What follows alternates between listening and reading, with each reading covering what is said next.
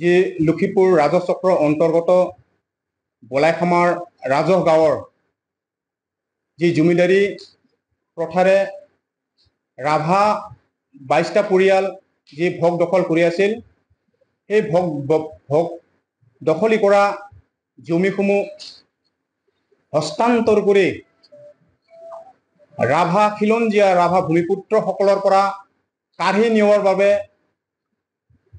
প্ৰকাশ কাশ্যপ যিজন তথাকথিত বিজেপি ৰাজ্যিক সদস্য লগতে APDCL-ৰ বৰ্তমান অধ্যক্ষ, তাৰ লগে লগে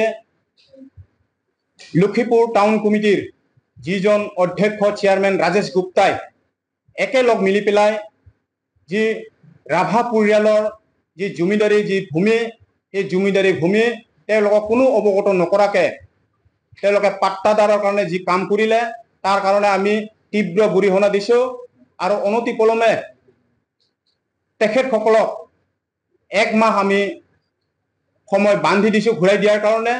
যদি তেওঁলোকে যদি এই 1 মাহৰ ভিতৰত যদি সেই মাটিখিনি দখলি থকা ৰাভা পৰিয়ালসকলক যদি ঘূৰাই নিদিয়ে, তেতিয়াহ'লে আমি তীব্ৰ আন্দোলনৰ লগতে বিজেপি নেতাৰ লগতে তেখেতসকলকো আমি ৰাভা অধ্যুষিত অঞ্চলত আজিৰ পৰা আমি প্ৰৱেশ নিষেধ কৰিম। তো তাৰ কাৰণে আমি কৈছোঁ যে কোনো বিহাৰী প্ৰকাশ কাশ্যপে হওক, ৰাজেশ গুপ্তাই হওক, তেখেতসকল বিহাৰী অনা অসমীয়া, তেওঁলোকে ইয়াৰ দপদপনি কৰি পেলাই আমাৰ খিলঞ্জীয়া ভূমিপুত্ৰসকলৰ যি মাটি কাঢ়ি ল'ব, তাক আমি কেতিয়াও সহ্য নকৰিম।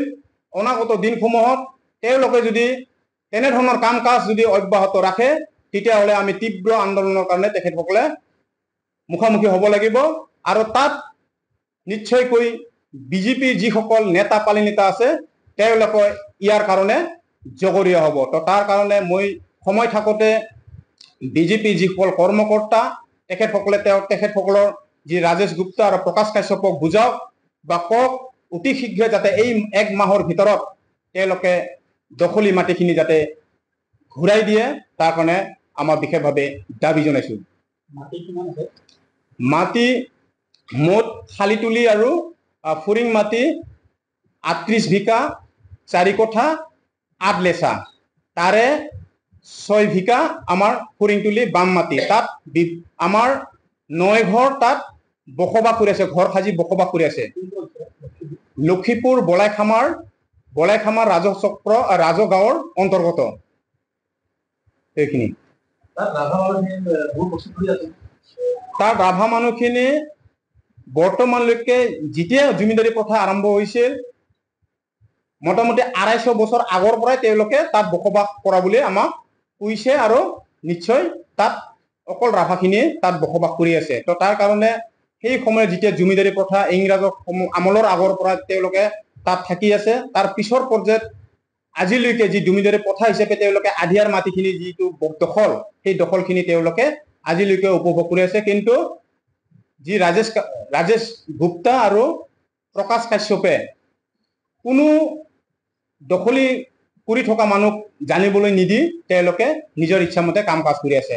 আৰু এটা কথা ক'ব লাগিব, ৰাজেশ গুপ্তাই যোৱা 2003 চনত লক্ষীপুৰ হালুৱাপাৰা যিজন থেলি ৰাভা দুখীয়া বিধৱা মহিলা, তাৰ মাটি এটা ৰাতিৰ ভিতৰত তেখেতসকলৰ পৰিয়ালক হত্যা কৰা, মাৰপিট কৰাৰ কাৰণে বা হত্যা কৰি তেওঁলোকৰ মাটি হস্তগত কৰাৰ কাৰণে প্ৰচেষ্টা চলাইছিল 2003 চনত। আৰু এইটো মূল নায়ক আছিল ৰাজেশ গুপ্তা। তো তেনেধৰণৰ ব্যক্তিক আমাৰ এই খিলঞ্জীয়া অঞ্চলত দপদপনি নচলিব, কোনো বিহাৰীৰ ইয়াত কোনো দপদপনি নচলিব। তো তাৰ কাৰণে আমি শুকাই দিব বিচাৰিছোঁ, তেওঁলোক সময় থাকোঁতে এই সময়তে যাতে যিসকল ভোগ কৰি আছে মাটিডোখৰ, সেই মাটিডোখৰ যাতে ঘূৰাই দিয়ে, তাৰ কাৰণে আমি দাবী জনাইছোঁ। নহ'লে পৰৱৰ্তী সময়ত তেওঁলোকে আন্দোলনৰ কাৰণে মুখামুখি হোৱাৰ কাৰণে প্ৰস্তুত থাকক। যিকোনো খবৰৰ বাবে যোগাযোগ কৰক 7099017330 লগতে 7099017110 নম্বৰত।